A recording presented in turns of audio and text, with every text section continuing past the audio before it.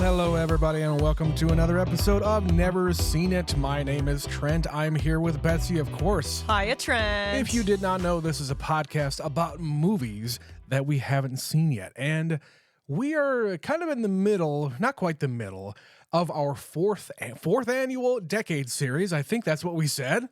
Covering movies from 60, 50, 40, 30, 20, 10, and movies from today. I sound like a morning DJ sometimes. I apologize. You know what? Somebody a long time ago, just to go off on a completely different tangent immediately. I worked a call center job about 20 years ago, and some customer who was on the phone told me, you know, I own a radio station and I want to hire you to be on my radio. And I'm like, what? I'm like 19, dude. But you had the voice for it, apparently. I guess, but anyway. So you have a podcast instead, 20 years later. That's right. 20-some. That was my inspiration. I don't know, Arrested Development. Anyway, back to what we're here to talk about, Betsy. We're in 1985.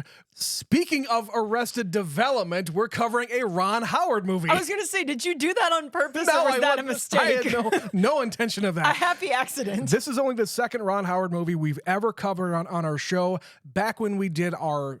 what do we call that? Thanksgiving. Thanksgiving, that's right. we watched Tom Hanks movies. We covered Splash, and today we're going to be covering Cocoon. His next movie chronologically, weirdly enough. Yeah. So neither of us have seen Cocoon, but Betsy, I was kind of incensed when I first started to talk to you about doing Cocoon. I had no idea that you basically know less about this movie than I do. This is one of those movies I file under... What is a movie you've heard of? You know the movie exists, but you kind of know nothing about it. Outside of the fact that Ron Howard directed this, and I think I've heard that Wilford Brimley is in it, who is a major figure of our childhoods. If you were a kid who grew up in the 80s and 90s, you definitely saw Wilford Brimley and stuff. But I don't know what this fucking movie is. And we just watched Say Anything for an episode on Patreon that's coming out. I can't remember the order of things. I think it's already out by the time this is out. And they mentioned Cocoon in the movie. Yeah. And that was a weird tie-in because I'm just like, he seems to know about Cocoon. Trent knows about Cocoon, but I don't know what this movie is. And I got more out of Say Anything's very brief description than I actually knew myself about the plot of this film. Oh, man. So you mentioned Wilford Brimley, and I think... of everything that has come out of Cocoon, you should know that basically all of the jokes surrounding Cocoon as a movie come about because there's a bunch of old people in the movie, including one Wilford Brimley in his... I don't know if this is his like biggest movie up to this point. I have no idea. Is he the star of it? He is one of the stars, yes. Okay. But to my knowledge, this is a bunch of old people who find a semi-fountain of youth. And there's aliens. Yeah. Yeah. In Say Anything, he says, it's a movie where old people go to space, and he's showing the movie to old people, so he thinks they'll like it. And that was more information than I had a week ago about what Cocoon is. I truly have no clue about this movie. It's just not one that anyone ever talks about. It's not one anyone in my circle knows about or is a fan of, as far as I'm aware. Okay, so Cocoon as a movie, I think, was the punchline of a whole lot of like late night talk shows at the time, and well into the 90s, Cocoon was just the butt of everybody's jokes because maybe it was kind of a big hit. I honestly do not know how big of a hit this was. Or if it bombed. I have no idea. I don't know, but maybe it's just because it's a really strange concept. So I don't really know much more than that. I don't really want to say anything more because if I say much more, I might spoil it for you or anybody else. I'm not even sure if what I know is accurate or not. So why don't we go and watch Cocoon for 1985? We will be right back.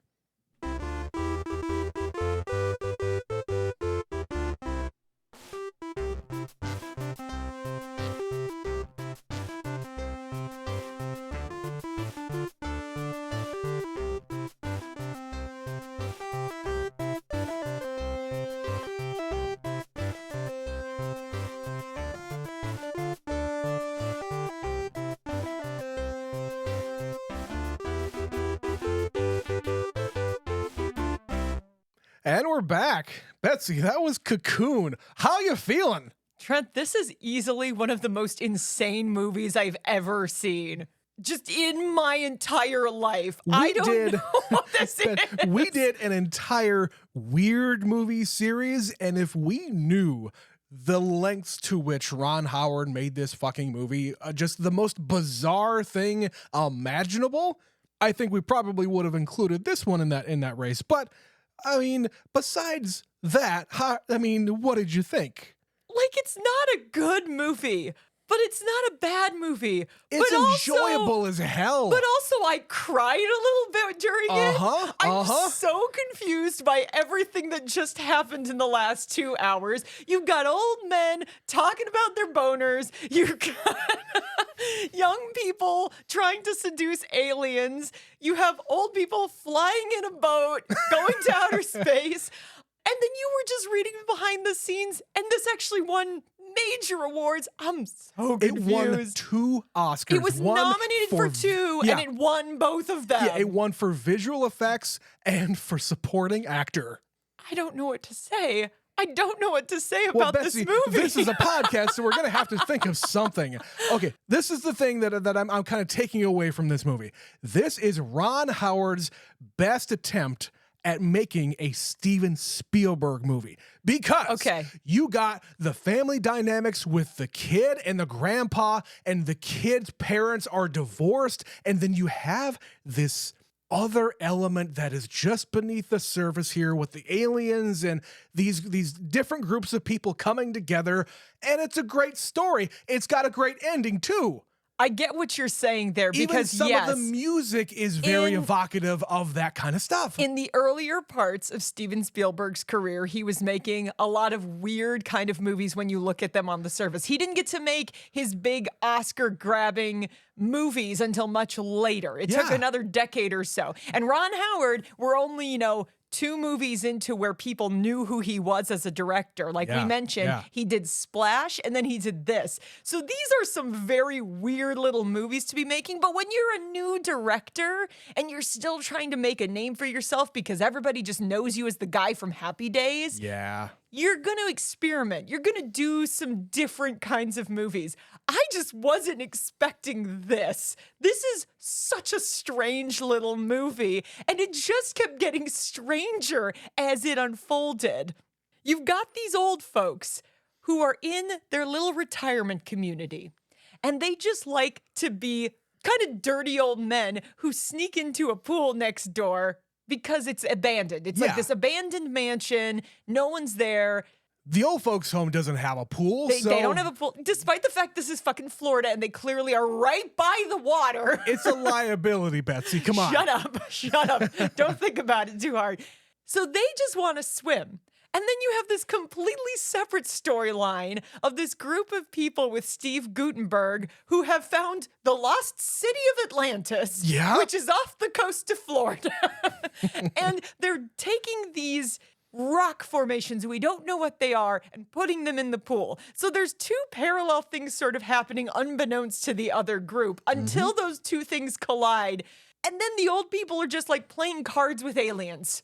There is a glowing life form that floats through the air and just waves at them while wearing a bathrobe. It's so... Just casually.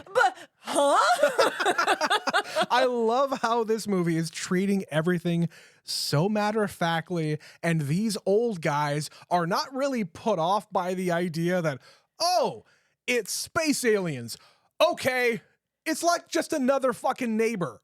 At the beginning, they first are freaked out, as one would be. Everybody in this movie, when the aliens are revealed, freaks out and tries to get away. But when they realize this is ridiculous and they go back and just talk to the aliens, everything is copacetic. Everybody just gets along and it's fine. And you're right, it just becomes another day at the office, if you will. Like when the guys get their ladies to come to the pool with them, one of the aliens just kind of strolls in wearing a bathrobe, and suddenly it's okay because you're very casual with them. And it's during like a montage sequence where the wives are saying, well, if my husband says he saw an alien, then I believe he saw an alien. And the other one, who doesn't quite believe it, says, well, are these aliens going to show up? Cue alien in a bathrobe. Right. And then she just goes, okay, all right. All right, that's the alien. And then we move on. The thing about this movie, too, that we must address, Trent, is that this is a movie about old people. And these are like the least old people. But to us, when we were kids and now, looking at them, it's like, oh my God, they're so old in the retirement home.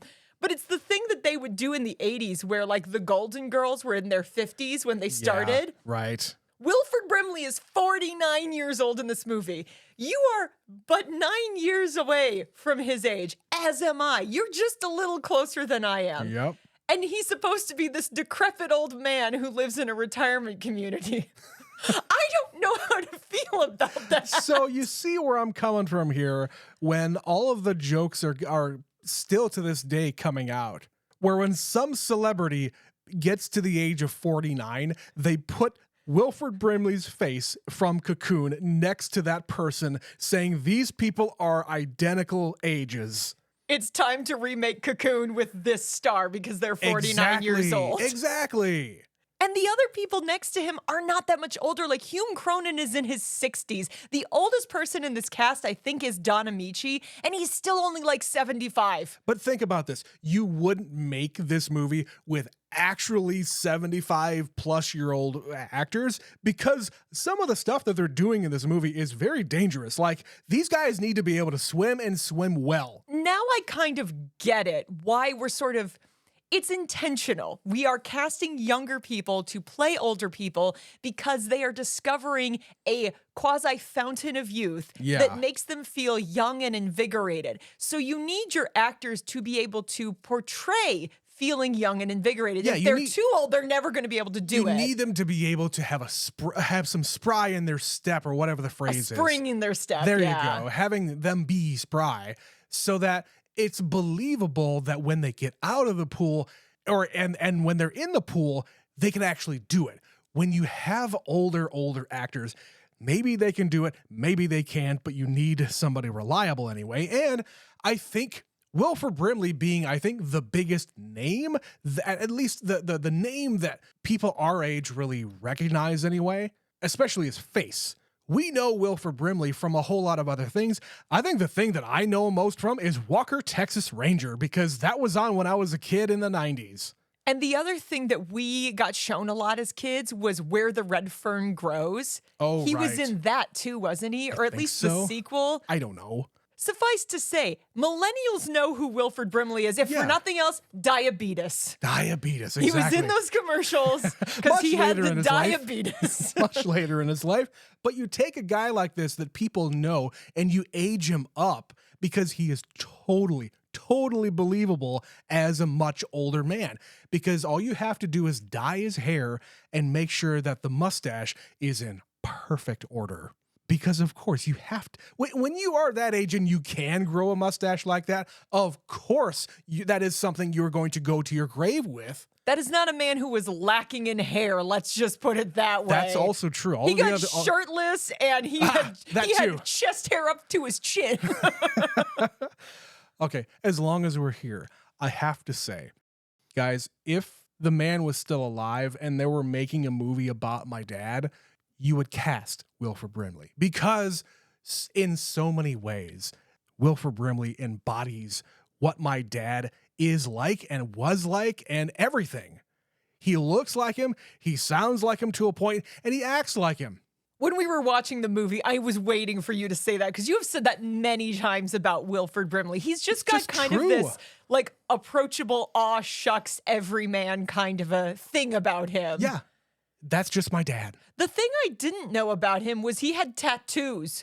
Wilford Brimley is diving into the pool, and I'm like, holy shit, that man has tattoos. Now, whether or not they're real or not, Trent, I have no idea. Why would they put them on him? Because these guys are military men. A bunch of military guys got tattoos back in the day. Well, he probably was in real life a military man. Yeah. I don't know why they would put those on him for that if they're not going to draw attention to it. I think they just were there because they were a part of him. Well, they didn't draw any attention to it, but a couple of the guys here do say something about Army and Navy. I was in the Navy. Yeah, I'm a Navy man. They need people like you in the Navy.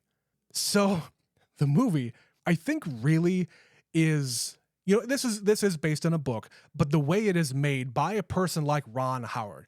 We were talking while the movie was going on, and the fact that Ron Howard grew up literally around all these old actors, not these men and women in particular, but I'm just saying here, he is a product of the old Hollywood system. His parents are actually in this movie as actors, and he's just been around these types of guys his entire life. I would be willing to bet if we dig into it, these particular actors to some degree are the people he knew growing up. That they were just like at Hollywood parties and Don Amici is there. Or Hugh Cronin is there with Jessica Tandy, his wife of 50 years. Right. Or they had like a guest spot on one of the shows that he was on. The circles were not as big as you might imagine, especially because the number of people in this movie that have been recognized by the Academy. There were Oscar winners and a lot of Oscar-nominated people, but these are all when they were young. So this is an interesting project for that reason. He's taking all these really well-known people from like the 40s and the 50s and the 60s who really aren't known as much to the audiences of 1985 and making a movie where they get to be featured. And unfortunately, it's one where they become the butt of the joke and the punchline. But when you're actually watching the movie, it is nice to see all these people being the stars of a feature film. Yeah. Think about a movie like The Bucket List. Two big name actors in Jack Nicholson and Morgan Freeman, amongst probably some other people in the movie that I can't even remember. But the joke there is that they're old and they're dying. So they want to go off and do a bunch of stuff that they've never been able to do. But the things that were holding them back are their health and their finances. So you translate that kind of concept where, hey, I'm old. I've never been able to do all the things that I've wanted to do. Kind of the same thing in this movie. What would you do if you were younger and you had more energy and you didn't have to worry about the cancer treatments that you have to go to every day, and your wife is also ailing that you need to take care of your spouse or whatever? It's the idea of all of these different things that you would do except for.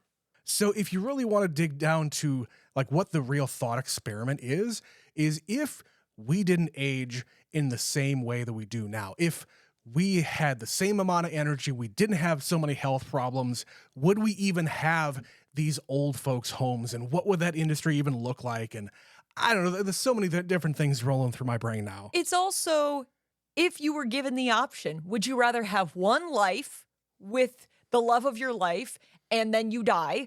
Or would you like the chance to live forever? Because even though they're old, they'll never get any older. Yes, they're old. He's a decrepit 49-year-old man. But he's never going to age another day. But he's got to leave behind his grandson, and he's got to leave behind his daughter. Yeah, it's a trade-off. It's a trade-off, and it's that question. And people have posed that question in many different kinds of movies in many different forms. And you kind of lose that message in this very silly movie. But that's why I was getting emotional by the end of it, because Bernie, his wife dies. His wife dies because he doesn't buy into the Fountain of Youth. He says, this is dangerous and ridiculous, and I'm not participating. And then she dies, and he has an opportunity to go. But because she's gone, he doesn't see the point. So he would rather live his one life as opposed to going with them and being sad without his wife for eternity. Forever, yeah. The line that comes out of this movie is, we won't get sick, we'll never get older, and we won't ever die. But that's a philosophical question. Do you want that? Are you willing to give up everything for eternity? Twilight asked that question. I mean, a whole lot of vampire movies as well. Every vampire movie pretty much asks that. Do you choose love or eternity? It's a thing that comes up thematically in movies and in books a lot. But it just happens to be in this movie where we're making, boner jokes. And there's aliens and they are freaky as shit. I think with that being said, Betsy, I think we need to take a break. We're going to be right back after a word from our sponsor.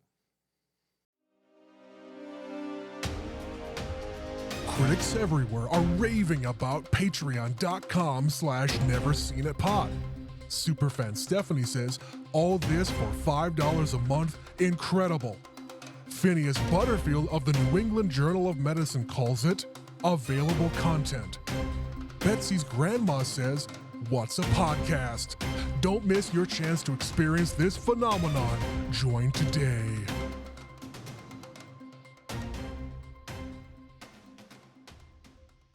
You know, raging geriatric hard-ons aside, Betsy, this is kind of a sad movie as well. A little bit. As I said, I cried a little during this movie, which was So did I. extremely unexpected. But it's the thing of you're watching sweet old people saying goodbye to each other, and it's just In a lot of different ways it's as well. sweet. You don't see it a lot in movies. And it was the same thing when we watched Thelma. Like any movie about older people, it's going to make me go, I love the old people. I miss my grandparents. See, that's the thing, though. We've talked about this before, especially in the movie Thelma. Go back, I think the end of last year, we covered Thelma. It's a great, funny movie. Kind of the same way as this one in a weird way, but the opening scene here where Wilford Brimley is coming in with the other guy, and they're just kind of walking through this old folks' home. He's giving out gifts to people. Hey, I went to the store and I got you a box of donuts or whatever the hell you had. But there's also kind of a tossed off little moment here where as they're passing by one of the rooms, there's like somebody hooked up to some kind of medical equipment, and they're like going into cardiac arrest, and there's doctors and they're trying to revive them. And everybody else around them is just very casual about it, to the point where I think one of the orderlies or somebody who works for the place is just casually drinking from a drinking fountain while this woman or man, whoever, is dying in the background. And the two guys just kind of shrug and keep going about their day because that's where they live and that's what life is. It's kind of unfortunately like where your parents live. They live I was just going to bring that up. They live in an apartment building for seniors, and they are among the younger people that live there. Right. And the number of times an ambulance has to come to that apartment building is staggering. It's not only ambulances, but also coroners as well. Yeah. People come there all the time. It's people, you know, around our age visiting their folks and grandpas and grandmas and whatnot. But doctors come in there all the time. I think even they bring in a nurse every so often because, hey, you know, you got a question. You don't necessarily want to have to get an appointment with your general practitioner and whatnot. It is a building filled with older people. And what happens to older people? They die. And really, besides that moment at the beginning, that person who dies there doesn't have a name attached to them. There's only one death in the entire movie, which is Bernie's wife, who they know is sick. And they know that this fountain of youth would help her in some way because Joe, one of the other old guys, he's got cancer and it's eating away at him. And you can tell that he's got a fucking lesion on his cheek the first time we see him going to the pool. And he's kind of bullshitting his friend like, oh, just another day at the doctor. Yeah, doctors don't know anything. They don't know what they're talking about. Yeah, and it's, again, one of these old man attitudes that I don't need a doctor. Those doctors don't know anything. I'll be fine. Where 50 years ago, you know, a guy like that would never even go to the doctor for anything A whatsoever. lot of guys still won't go to the doctor. Right. Unless they're conned into it My somehow. dad was like that before he had a big health scare. I've told this story before. He had an episode where he just couldn't breathe, and he was a lifetime smoker prior to that. And when he went there, he was diagnosed with COPD and probably something else that I can't even remember right now. And they told him, you have to stop now. And if he didn't go to the doctor, if he didn't tell my mom that I need to go to the emergency room, he wouldn't be here right now. So I don't think it's the same attitude with this other older couple, where I think they've got it in their mind that, you know what, I'm ready. I'm ready to go. I've lived my life. I've been with my wife forever. She has the same attitude as me. And even when she's on her deathbed, all of these memories are kind of rushing back to her because I think she probably knows, or, you know, it is a real thing where when your organs start to shut down, especially your liver, if you got liver disease, your blood is poison and your brain starts to be poisoned by your own blood, and you start seeing things and hallucinating, and your neurons are just firing you're on just extra. completely shutting down in a really strange way. So her just saying all these things, and Bernie gets up to say, okay, you need your meds. Something's going on here. And I knew. I said You've to Betsy, seen movies. I said to Betsy, I've seen movies before. He's going to come back and she's going to be gone. And that is an emotional moment there, but because I kind of knew what was going to happen, it didn't really affect me. What affected me is when Bernie picks up her body and brings her over to the pool. I'm sorry. When he brings her over to the pool, it's not that she's gone. It's that she can't be there with him anymore. He has to go the rest of his life without his partner. And that's the saddest thing in this entire movie. When he goes and says goodbye to them all, they want him to come. Hey, come along. You're never going to have to worry about a thing again. But he's just watched all of his friends who are partnered up get on this boat, and his partner is gone. He doesn't have anybody anymore, and he would rather die than live forever without her. Yeah. And that's so fucking sad. It's this strange depth that kind of comes out of nowhere. Even though they set it up at the beginning, like it's just a matter of life for them, living where they live and living how they live. Yeah. People are dying around them every day. And when they get this burst of youth, they won't tell any of their friends about it because they promised the aliens they wouldn't. They said, we'll go to the pool. And then it gets out of control so quickly, and all of the old people literally stampede and break through the fence. And then we're watching the aliens die. Like, you didn't count the aliens dying. That's another two individuals, two beings that pass away. I would like to point out here, we've been going for about a half hour now in total, and we've barely mentioned the fact that there's fucking aliens in this movie. What the fuck? Because they are the reason all of this happens. They have come from outer space because 10,000 years ago, they had a spatial outpost from their planet on Earth in the city of Atlantis. Before it sunk. And then Atlantis sank into the ocean, and they evacuated all the aliens except for 20 that stayed behind in their cocoons. And now it's been 10,000 years, and their alien brethren are coming back to rescue them. But they've got a clock. We have to have a clock. There's 28 days. We're waiting for the next moon, or there's going to be a lunar eclipse or something. Yeah, there's a full lunar eclipse They're using the cover of night to get their aliens out. So they take them out. They all just go scuba diving, get these cocoons, and leave them in the pool. And they don't explain why they do that or what it is that makes the water magical and gives everybody else this youthfulness. We really should have had a question when these alien people, introduced by Brian Dennehy of all people, Brian Dennehy comes and hires Steve Gutenberg's boat because he clearly needs the money. They don't negotiate a rate. They don't negotiate anything other than, hey, I need your boat for 27 days. Exactly 27 days. Right. And I know he says it at the end of that scene where, hey, yeah, we can negotiate a price. He's already been hired, dude. Like, don't even say anything. They're you good. can ask for whatever. They don't care. Yeah. Money is not the same thing to them as it is to you. And then right after that, they go and rent the abandoned house that is next door to the old folks' home. And the only thing that they really, really need is a pool. And they say, okay, it's this much money. However, we don't want a pool guy, because the pool guy uses too much chlorine and they want to have their own kind of pool water in there, which I don't know how they do it, but I mean, is it just seawater that they're bringing in there? They don't explain any of this. Basically, the pool is just a pool, but they make some comment at the end about, we charged the pool all of this energy to charge the pool, and they put the cocoons in. And as long as the water is unused, basically undisturbed, all of that energy is going back into the cocoons, I think.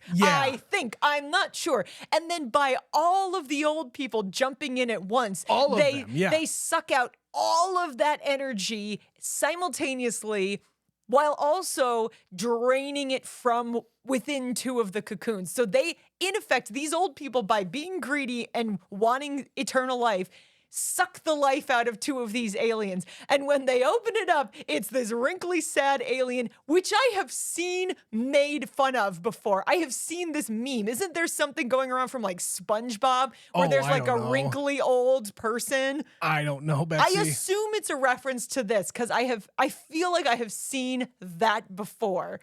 And of course, the aliens rightly kick all the old people out, but then the old people feel bad about what happened. Yeah. It's like, your greed and your lust for youth has killed the alien life form.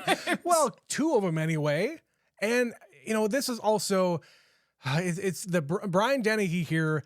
He says, I've never really been close to anybody who has died because we don't know anything about these fucking aliens or how long they live or anything. They live perpetually, in effect, because he says he was there 10,000 years ago. I suppose, yeah. And they don't These really, are my friends, he says, yeah. They don't have a concept of forever because it's just their existence. He's never been close to anyone who died because people don't die where the aliens don't die. Yeah. Then he witnesses Bernie in the pool and he is just distraught at his wife just died and he's trying to bring her back. And he's very matter of fact saying, I wish I could help you, but there's nothing I can do. It is too late. And this is the first time he's witnessed anybody grieving and in just pain over the loss of a loved one. And he's never experienced it until he realizes that two of his friends, his brethren, whatever, two of them perished because of all of these other old people in the pool. Meanwhile, his mission is failing. All of the rest of his team is going to die. All of these other cocoons that we've done so much work to get out and put in this pool, the pool doesn't work anymore. They won't survive the journey. What can we do? And we don't have time to put everybody back, which I don't really know. That's another thing that really isn't explained here. Do they just pick them back up, put them where they were for another 10,000 years, and they're going to recharge from there? They're going to be back in another 10,000 years? Nope, they're going to be back in 3 years for Cocoon the Return, because there's a sequel to this movie. I know. I didn't have a chance to look up what that is. I don't really know, but I think the logic of it, yes, they're just going to put the cocoons back. They survived for 10,000 years. They'll survive another 10,000. And then we'll try it again. That's the idea, anyway. That's the idea. But I think it's more disturbing that it's the lost city of Atlantis off the coast of Florida, and we have to...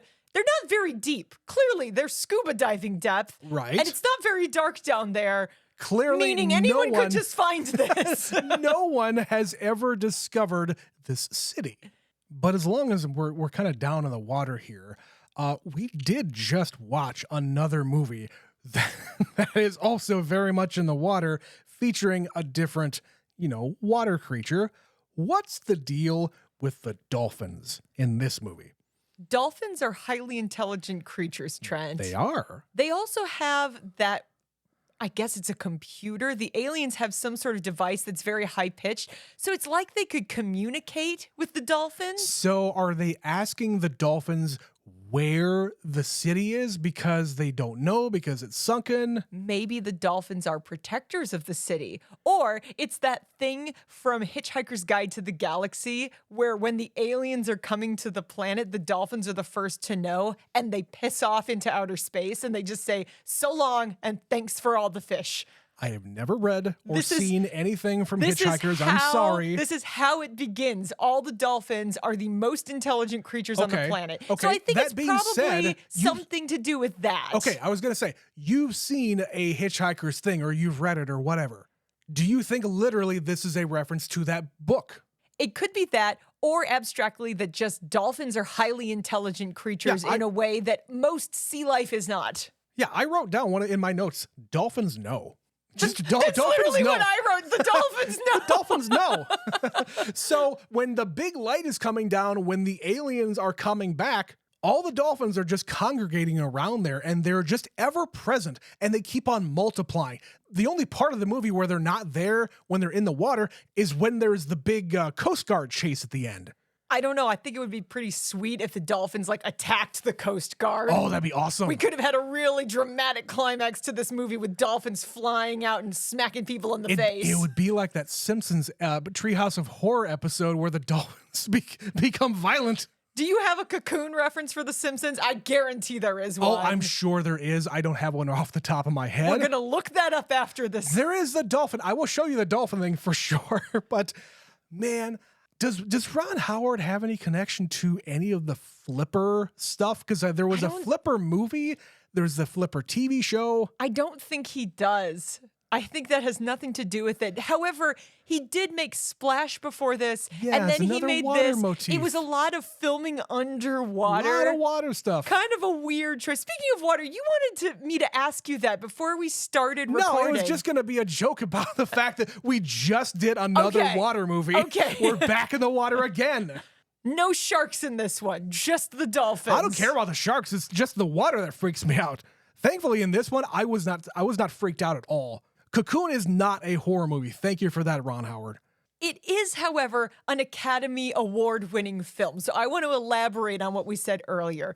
This won 2 Academy Awards. One was for special effects. So in 1985, I get it. It's mostly the aliens. So the aliens do a lot of flying around. They're glowing. Yeah. We got also the female lady in the pool where she's showing herself to Steve Guttenberg, and this, I don't know, her aura is bouncing all around the room. And at the end of the movie, we also got this flying fucking saucer. And it's in these clouds, and there's a lot of lights and energy. There's a lot of that going on. Yeah. That's the stuff that's really impressive.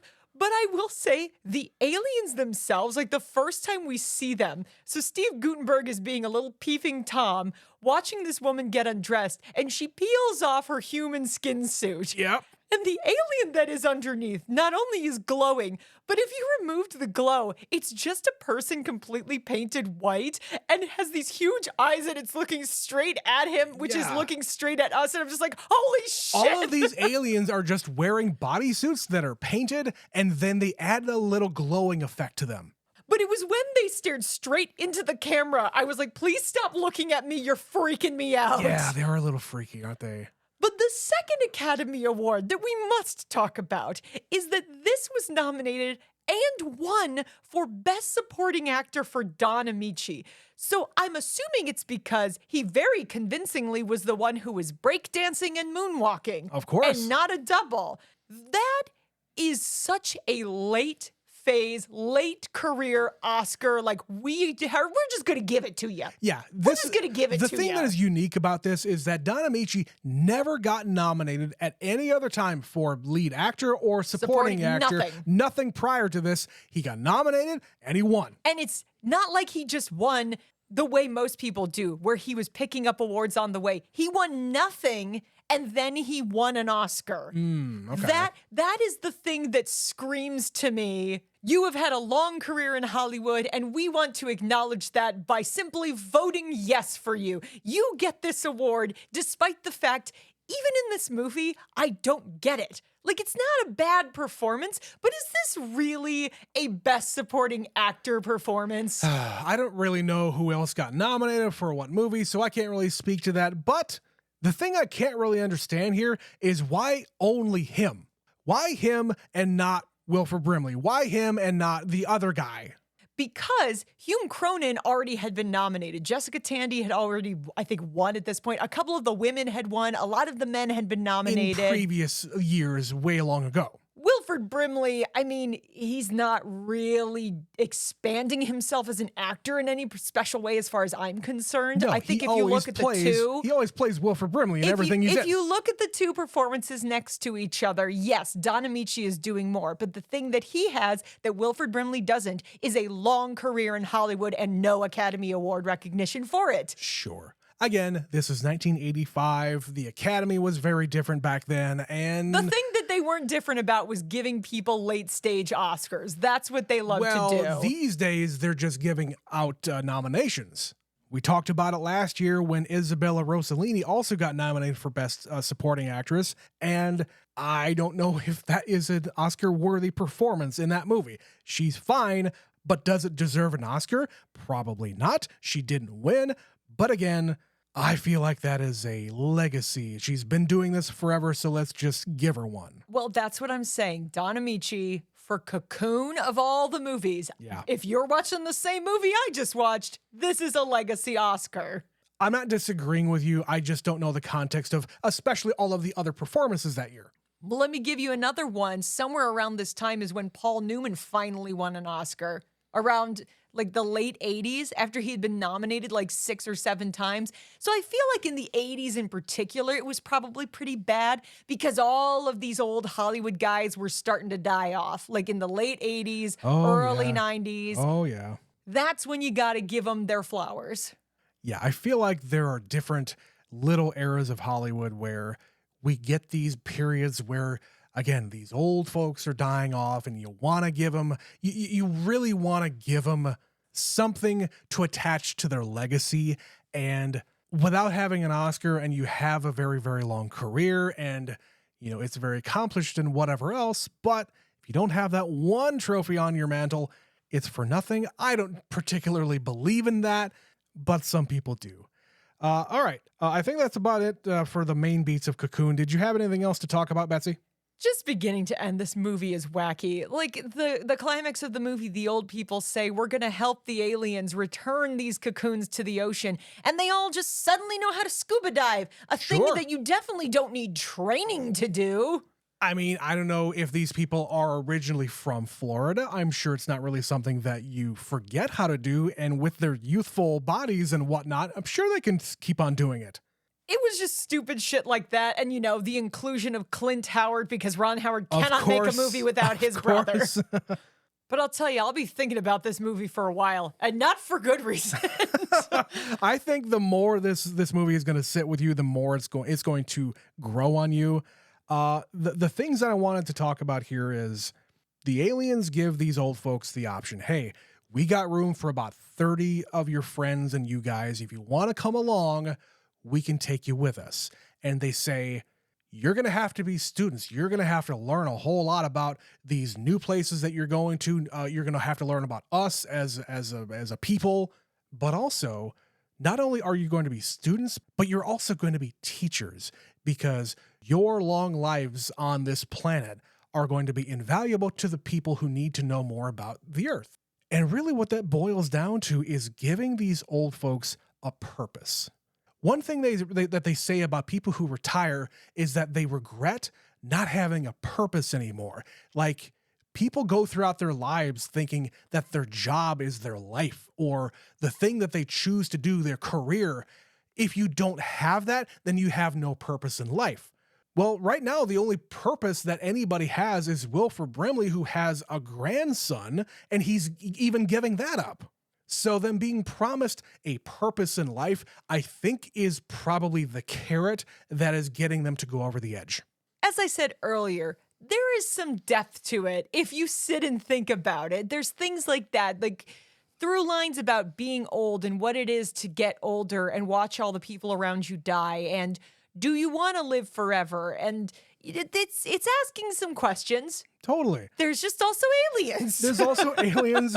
And I loved the little montage of them just kind of going nuts after they get their girlfriends involved or their wives involved. They're going to the hardware store and throwing shit around. One of the guys is on a fucking tricycle and riding it around the store. One old lady is climbing a tree. And at the end, they go fucking clubbing in Florida, for fuck's sake. They're winning bowling tournaments. And they win a bowling tournament. They are living their best lives. Even at the ripe old age of 49. I will never get over that. Oh, man. All right. That is going to be the end of 1985. It's the end of Cocoon. If you would like to tell us what you're going to do at your old age, email us neverseenitpod@gmail.com. We received a couple of little pieces of something to read here. One of them comes from Stephanie. She says about our little bonus episode that we posted on last Wednesday. Glengarry Glen Ross. We went to the Broadway show in New York during our vacation last month, and she's responding to our bonus. She says, I am so jealous. I've never been to New York City and would love to see a show on Broadway. Any show, especially Glengarry Glen Ross, with that cast. The movie is great, but does take additional viewings to fully appreciate it. I have never seen it on stage. Someday we're going to do an episode about the movie version of Glengarry Glen Ross somewhere. Yes, it's one of our favorites. It's certainly one of my favorites. We'll probably do that on our Patreon show, the Never Seen It Movie Club. If you're interested in hearing more about our favorite movies, and not just movies that we're reacting to seeing for the first time, go check us out on Patreon. We'll tell you about that in just a second. But Stephanie finishes up with, anyway, we went to Karate Kid Legends, and I actually really liked it. We took the whole family and had a lot of fun. Love you guys from Superfan Stephanie. We've only seen Karate Kid one time. The first one. The very only one we've one. seen. Yes. Really the only one that matters until recently when I hear that the TV show is actually pretty good. Yeah, the Cobra Kai show, yeah. But Betsy, you had something else to read over there. What do you got? Yes, this was in response to our first episode of the Decade series for 1965 when we watched Cat Ballou. Not necessarily about the movie itself, but this is just kind of an anecdote. It's just kind of a funny anecdote. So my brother sent me this, and he said there's a comedian, Mike Drucker, who you're familiar with, Trent. I'm very much familiar with Mike Drucker. He's a really funny guy. So Mike Drucker tells a story about how in high school they held a vote to see which movie the school would get to watch in the auditorium during the last week of school. Despite everyone saying The Matrix, the school claimed the winner was Cat Ballou, likely because they already had access to a reel. Yeah, that seems like something a high school would do. You're not going to show a rated fucking R movie to a bunch of teenagers. Also, what teenager in the late 90s, early 2000s would willingly participate in a vote to select Cat Ballou? How many of them would even have heard of that movie? Right. It's like when you go to an improv show and everybody is yelling one thing or another, and the person on stage says, I heard this, when nobody's fucking said that. Because they just need to get a move on. Yeah, like none of these other ideas are going to work for us. Let's just do this other thing. I think I heard someone say Cat Ballou. Yes. But thank you, Rick, and thank you, Stephanie, for sending in those thoughts. If you, dear listener, would like to reach out to us like Rick and Stephanie did, you can email us at neverseenitpod@gmail.com. Or you can click the link in the podcast description. I think going forward here, we created this link in bio webpage where all of our links are going to be in one spot. Click that. It'll send you over to another page, and you can click whatever it is that you want to do. And of course, included in that would be a link to our Patreon. That is patreon.com/neverseenitpod. I think just recently Patreon stopped doing, or Apple stopped doing, the extra charge on there. So if you're going to do it, just don't do it through Apple Pay, because then they're still going to take extra money from you, and we don't want to have that happen. It's still $5 a month, plus tax, of course. And unfortunately for you international folks, it is going to charge you even extra. There's nothing I can do about that, unfortunately. Again, patreon.com/neverseenitpod. We got 5, 6, 7, 8 other shows over there. Some of them are weekly. Some of them are semi-weekly. I don't fucking know what we do anymore. We do what we feel like. We post it when we can. Pretty much. And speaking of, we put out almost a 2-hour travelogue that chronicles our 8-day vacation out to the New York and New Jersey area. It was something that we recorded literally the day after we got back, because if we let it go any further, we were going to forget everything. So go check it out. It's patreon.com/neverseenitpod. It is literally the longest piece of content we ever put out. And as long as I'm in the plugging mood, I'm going to plug our friend Andrew's podcast, The Revisionist Almanac. At the beginning of the month, he put out his episode featuring us, where we covered the 1976 Oscar year.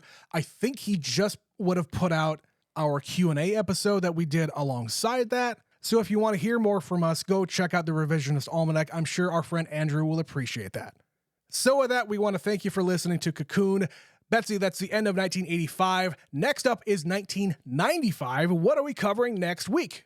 We are going to be doing yet another movie that neither of us has seen, but has come up recently in the conversation with the recent passing of Gene Hackman earlier this year. We'll be watching Crimson Tide. Crimson Tide. Something that we put on our list probably a year or two ago, and we've been looking for a place to put it, and here it is. So come back next week for Crimson Tide. Until then, my name is Trent. My name is Betsy. We'll catch you next week on Never Seen It. Bye.